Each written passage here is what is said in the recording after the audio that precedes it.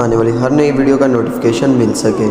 چاند کی گردش سے اور اس کی منازل سے حضرت انسان کو کچھ سمجھایا جا رہا ہے کہ جب تو پیدا ہوا تھا تو چاند کی طرح سارا زمانہ تیرا منہ دیکھنے آیا تھا، تو بھی اس وقت لوگوں کی توجہ کا مرکز بن گیا تھا اور پھر منازل طے کرتا رہا، اور جوانی کی دہلیز پہ جب تم نے قدم رکھا اور تو بدر تمام ہوا، جب شباب کی بجلیاں تیری آنکھوں سے ٹپکنے لگی تو پھر تیری نظر کا خمار بھی کئیوں کے دل لوٹتا تھا، کئیوں کی نیندیں اچاٹ کر دیتا تھا۔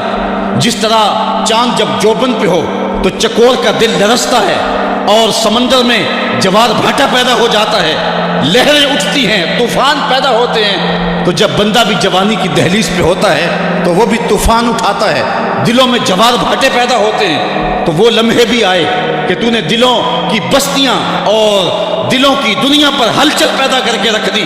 تیرا شباب لوگوں کی زندگیوں کے اندر گھلتا رہا اور کتنوں کی نیندیں اچاٹ ہوتی رہیں، تیری زلف کے شکن کتنوں کا قرار لوٹ کے لے گئے، لیکن پھر وہ لمحہ بھی آیا، حتی آدھا کل ارجون القدیم، پھر بوڑھا ہو گیا، پھر تجھے کوئی دیکھنے بھی نہیں آتا، کوئی تجھ سے اداس بھی نہیں ہوتا، بچے بھی کترا کے گزر جاتے ہیں۔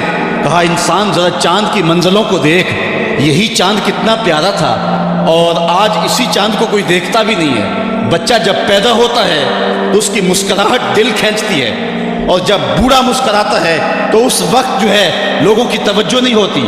بچے کی زبان جو ہے وہ اڑ اڑ کے جب بولتا ہے تو اس کی توتلی زبان کا حسن دلوں میں نکھار پیدا کرتا ہے، ماں بھی بلہاری جاتی ہے، باپ بھی صدقے جاتا ہے، بہنیں بھی جو ہے وہ قربان جاتی ہیں۔ تو بچے کا ٹوٹا لہجہ اور توتلی زبان خوشیوں کی ایک لہر ہوتی ہے، لیکن جب بڑھاپے میں فالج کی وجہ سے زبان میں لکنت آ جائے، اب توتلا پن پیدا ہو جائے، اب زبان اٹکنے لگے تو بچے بھی مذاق اڑاتے ہیں۔ ایک لمحہ وہ تھا کہ زبان توتلی تھی تو حسن تھا، آج لمحہ وہ گیا کہ حتی آدھا کل ارجون القدیم، کھجور کی ٹہنی سے جب پھل توڑ لیا جائے اب اس ٹہنی کو کون پوچھتا ہے؟ جب تک پھل آیا نہیں تھا وہ ٹہنی اچھی لگتی تھی، مالی سنبھال کے رکھتا تھا، جڑوں کو بھی پانی دیتا تھا اور خیال کرتا تھا کہ کوئی ایسا نقصان نہ ہو کہ یہ پودا جو ہے وہ مرجھا جائے۔ پھر جوبن پہ آیا اور جب کھجوریں لگیں تو اس نے پھر رسیاں بھی باندھی اور کھجوروں کو سنبھالنے کے لیے سب کچھ کیا۔ پھر جس دن اس نے اس ڈال سے پھل کاٹ لیا، اب وہ کھجور اجڑ گئی، اب اس کی وہ ٹہنی بے توقیر ہو گئی۔ انسان کی زندگی کا جب شباب لٹ جاتا ہے اور بڑھاپے میں جب وہ کسی قابل نہیں رہ جاتا تو پھر اس کی بھی یہ مثال ہے، حتی آدھا کل ارجون القدیم، جیسے کھجور کی پرانی ڈال ہو۔ اپنی نظر اور شرمگاہ کی حفاظت کریں۔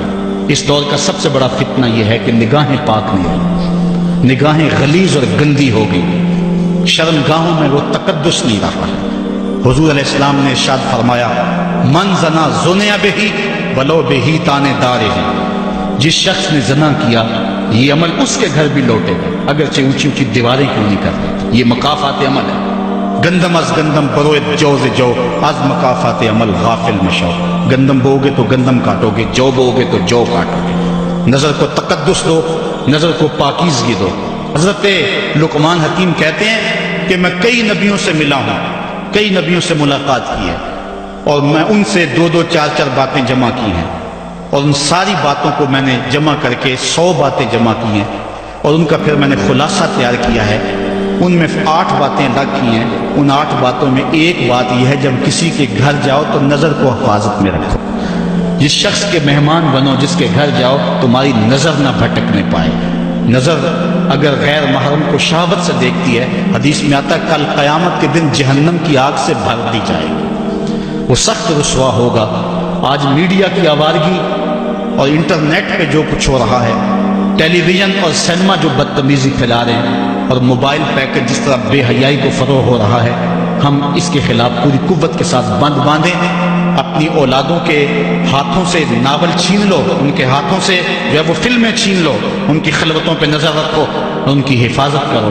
جس شخص کی نظر پاک نہیں ہے اس کے من میں طہارت نہیں آ سکتی ہے، دل پاک نہیں ہے اس کو جو ہے وہ باطن کا نور نصیب نہیں ہو سکتا۔ وائے قوم کشتہ تدبیر غیر، کار او تخریب خود تعمیر غیر، از حیا بیگانہ پیرانے کہن نوجوانہ کیوں زنا مشغول تن. کتنی حکمت والی بات کہی اقبال نے. وہ اپنے دور کا دکھ سناتا ہے جس دور سے ہم گزر رہے ہیں. اب تو عجیب حال ہو گئے. اقبال کہتا ہے یہ جو میرا دور ہے جوان تو جوان رہے بوڑھوں کی نظروں میں حیا نہیں رہا. از حیا بیگانہ پیرانے کہن. بوڑھے لوگوں کی آنکھوں میں بھی اقبال کہتا ہے حیا نہیں رہا. نوجوانہ کیوں زنا مشغول تن. اور نوجوان عورتوں کی طرح اپنے تن کے ساتھ لگے ہوئے ہیں.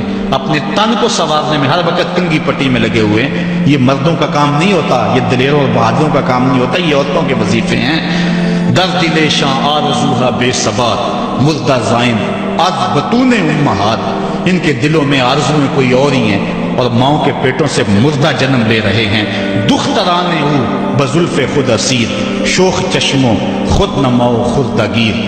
اور قوم کی بیٹیاں اپنی زلف کی خود قیدی ہو چکی ہیں اور ہر وقت جو ہے وہ اپنے آپ کو آئینے میں دیکھتی رہتی ہیں. ساختہ پرداختہ دل باختہ اب رواں مثل دو تیغے آختہ. وہ جو گھر کی رونق تھی جو آبرو اور حیا کا دوسرا نام تھا آج وہ دل پھینک قسم کی ہو گئی ہے.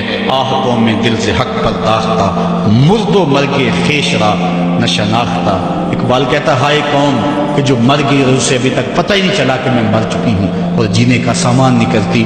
حضور نے فرمایا ہر دین کی کوئی پہچان ہوتی ہے. میرے دین کی پہچان حیا ہے. اگر حیا نہیں ہے تو دین ہی نہیں ہے.